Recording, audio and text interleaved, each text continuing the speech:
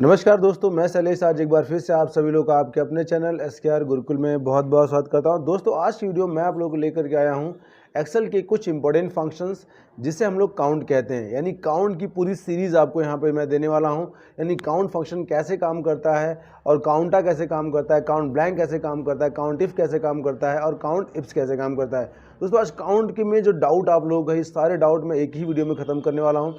तो बस मेरी आपसे रिक्वेस्ट है कि आप अगर इस सारे काउंट के फंक्शन को समझना चाहते हैं, जानना चाहते हैं, तो आप मेरे साथ वीडियो में अंत तक बने रहें और देखें कि काउंट कैसे यूज़ होता है। तो बिना देरी के मैं ले चलता हूँ आपको वीडियो के ग्लिसर बताता हूँ कि काउंट स्टार्ट कैसे करते हैं। तो सबसे पहले दोस्तों हमारे पास एक टेबल शीट होनी चाहिए। यानी कि हमने एक शीट बनाया, शीट में जो है कि हमने डेटा हमने ले लिया है, जिसमें डेटा में हमने serial number, name, class, age, gender और मार्क्स हमने लिया है। इसमें दोस्तों हमारे पास देखिए फंक्शंस के हमने यहाँ पे जो काउंट फंक्शन हमें करना है, तो हमने 5 काउंट के फंक्शंस होते हैं। सारे काउंट फंक्शन को हमने यहाँ पे लिख रखा है और वन बाय वन सबको हम लोग सॉल्व करते हुए चलेंगे।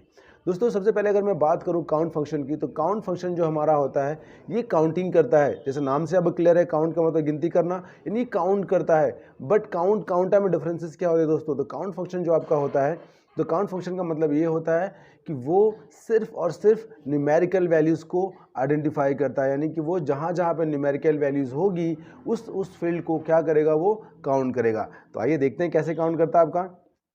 तो हमने यहाँ पे क्या लगा दिया, इक्वल टू लगाया और हमने यहाँ पे लगाया काउंट। जैसे हमने काउंट लगाया, टैब दबाया, हमारा स्टार्ट हो गया। पूछ रहा है वैल्यू 1, तो वैल्यू 1 की जगह पे हमने यहाँ पे क्या कर दिया, पूरी टेबल को दे दिया। हमने पूरी यहाँ से लेकर के पूरी जो टेबल हमारी थी, पूरी टेबल को हमने सेलेक्ट कर दिया और ब्रैकेट क्लोज करके हमने कर दिया एंटर। जैसे हमने एंटर किया, यहाँ पे देखिए टोटल दिखा रहा है 60, यानी दिखा रहा है कि 60 जो है कि काउंट करके 60 दिखा रहा है कि 60 जो है कि न्यूमेरिकल वैल्यूज़ के अंदर हमारी एग्जिस्ट कर रही हैं। तो दोस्तों अब हम लोग बात करते हैं काउंटा की। तो देखा आपने, तो इसमें टोटल 60 आपके न्यूमेरिकल वैल्यूज़ आपकी हैं। अब हम लोग बात करते हैं काउंटा की। अगर काउंटा की बात करें दोस्तों, तो काउंटा आपका एक बहुत ही स्पेशल फंक्शन है और ये भी आपका काउंटिंग ही करता है। बट यहाँ पर क्या है, यहाँ पे काउंटिंग आपकी होती है अल्फ़ाबेट वैल्यू हो चाहे न्यूमेरिकल वैल्यूज़ हो, दोनों वैल्यूज़ आपके यहाँ पे काउंट होती हैं। तो देखिए दोस्तों हम लोग यहाँ पे काउंट करके देखते हैं कैसे हमारा जो है कि यहाँ पे काउंटिंग आपकी होती है। तो हमने यहाँ पे इक्वल्स टू किया, इक्वल्स टू आके हमने यहाँ पे लगाया काउंट ए, हमने काउंट ए लगाया, टैब स्टार्ट किया हमने और यहाँ पर हमने जो टेबल हमारे सामने दिख रही है, इस पूरी टेबल को हमने क्या किया, एक बार में यहाँ पे सेलेक्ट करके इसका रेफरेंस दे दिया, हमने ब्रैकेट क्लोज कर दिया और कर दिया एंटर। जैसे हमने एंटर किया, तो दिखा रहा है आपको 96, यानी यहाँ पे कितना दिखा रहा है आपको, 96 दिखा रहा है। टोटल काउंट कितना दिखा रहा है, 96 दिखा रहा है। क्यों भाई? अब देखिए यहाँ पे दोस्तों, इसने जो है कि अल्फ़ाबेट और न्यूमेरिकल वैल्यूज़ को काउंट किया। अब एक बात जान लीजिए आप लोग, मैंने कहा कि जो काउंट होता है वो कभी भी आपका जो आपका अल्फ़ाबेटिकल वैल्यूज़ को काउंट नहीं करता। जैसे मान लीजिए यहाँ पे m लिखा हुआ है, हमने इसको 9 कर दिया, देखिए क्या चेंज हो रहा है। यहाँ पे देखिए 96 आपका कंस्टेंट है, बट यहाँ पे क्या हो गया, 61 हो गया, क्योंकि हमने न्यूमेरिकल वैल्यूज़ को एक प्लस कर दिया। बट जैसे हमने यहाँ पे कर दिया, वापस हमने यहाँ पे m कर दिया, यहाँ पे हमने m कर दिया, तो देखिए वापस हमारा m करते ही क्या होगा, यहाँ पे 60 हो गया, वहाँ पे 96 यहाँ पर कंस्टेंट है। अभी 96 कंस्टेंट, आप बोलोगे 96 तक बदल क्यों नहीं रहा है? क्योंकि दोस्तों यहाँ पर अल्फ़ाबेटिकल और न्यूमेरिकल दोनों वैल्यूज़ को काउंट ए जो होता है, काउंटा होता है, दोनों को काउंट करता है, इसलिए वहाँ पे वैल्यू चेंज नहीं हो रही है।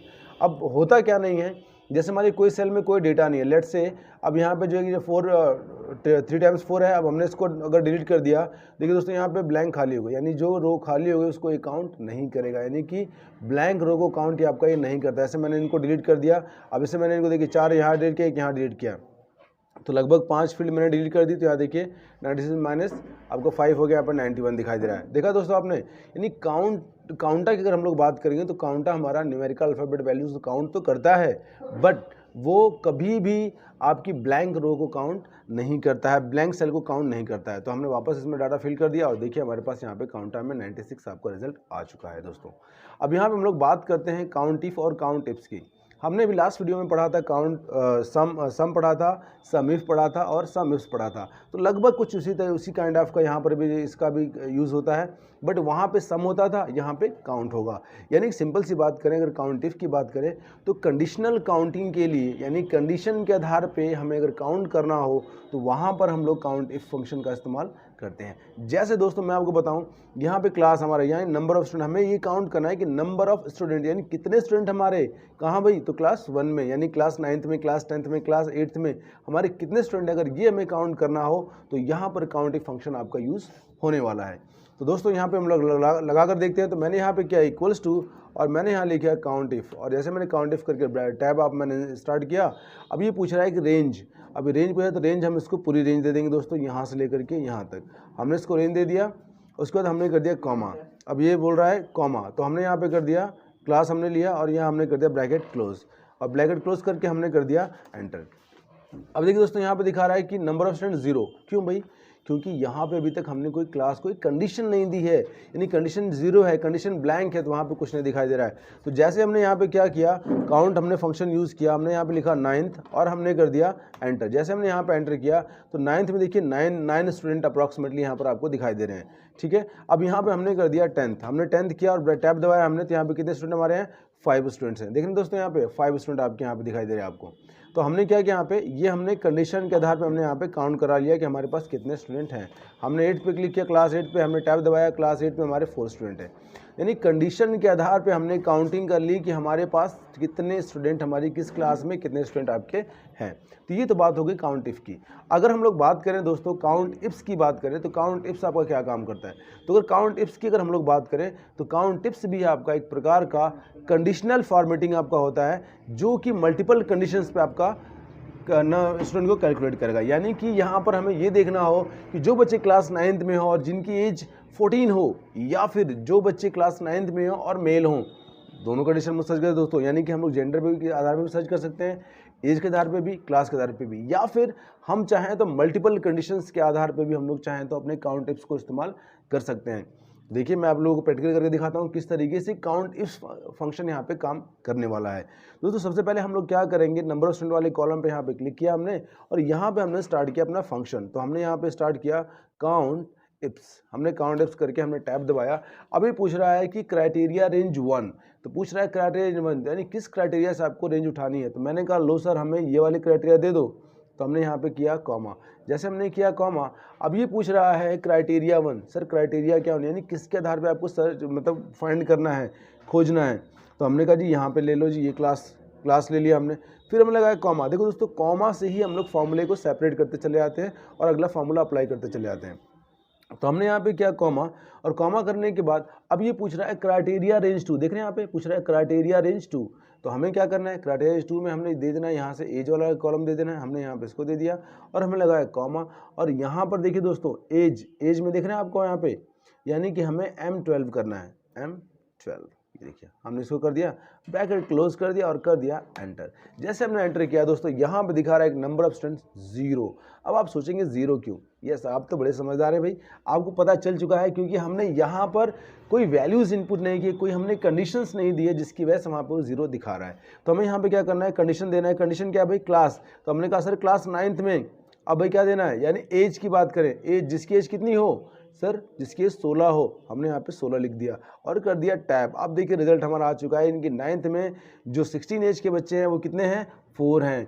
अब यहाँ पे अगर 10th की बात हम लोग कर दें, यानी यहाँ पे 10th की बात हमने कर दिया, एक बच्चा है। हमने यहाँ पर 8th की बात कर दी, अब देखिए यहाँ पे 0 बच्चा, यानी 8th में जो पढ़ता है वो 16 साल का कोई बच्चा नहीं है, इसलिए यहाँ पे कितने हो गए, 0 हो गए। अब हम लोग बात करते हैं काउंट ब्लैंक की बात करते हैं। तो दोस्तों काउंट ब्लैंक भी आपका बहुत ही ईजी और बहुत ही आसान फार्मूला आपका है। बस ये करता है क्या है, जैसे इसका नाम है वैसे इसका काम भी है। यानी ये क्या करता है, ये जितनी भी ब्लैंक सेल्स हैं, यानी ब्लैंक सेल्स को काउंट करने के लिए हम लोग काउंट ब्लैंक का इस्तेमाल करते हैं। तो दोस्तों यहाँ पे हम लोग क्या करते हैं, लगाते हैं फार्मूला और इक्वल्स टू, यहाँ हमने किया काउंट और ब्लैंक, काउंट ब्लैंक ला के हमने यहाँ पर टैब दबाया और यहाँ पे हमने पूछ रहा है क्या भाई, हमारा रेंज पूछ रहा है। तो रेंज हमने इसको यहाँ से यहाँ तक पूरी रेंज दे दी, हमने ब्रैकेट क्लोज कर दिया और कर दिया एंटर। अभी दिखा दे रहा है 0। अब ब्लैंक स्पेलिंग यहाँ पे कुछ गलत लग रही है मुझे, BLANK blank, count blank, yes. तो ये हो गया हमारा 0।